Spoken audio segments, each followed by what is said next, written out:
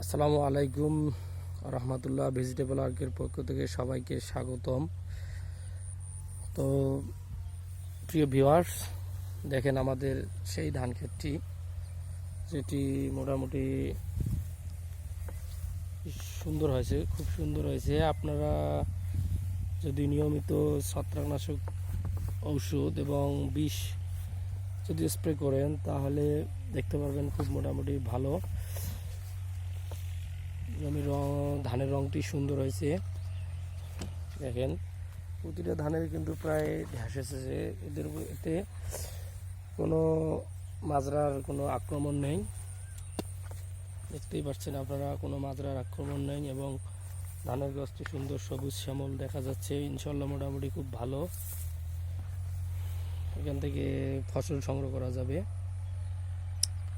দেখতেই পাচ্ছেন ধান ক্ষেত্রে সেই ধান ক্ষেতটি যেটির মধ্যে অনেক পোকা আক্রান্ত হয়েছিল, কিন্তু আমি অরণ্য কোম্পানির লেটিন এবং বায়ারের নাটিভো স্প্রে করার কারণে আমার সেই ধান ক্ষেতটির ফসল মোটামুটি ভালো দেখা যাচ্ছে। হয়তোবা আর এক সপ্তাহের ভিতরে আমার ধানটির ঢ্যাস আসবে।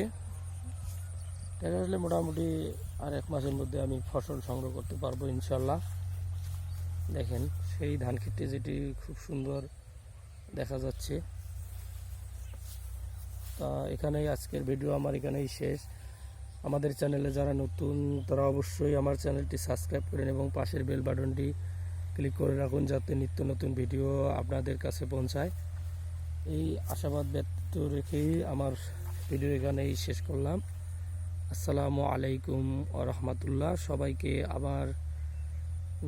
সবাইকে আবার নতুন ভিডিওর জন্য অপেক্ষা করতে হবে। ঠিক আছে, আসসালামু আলাইকুম।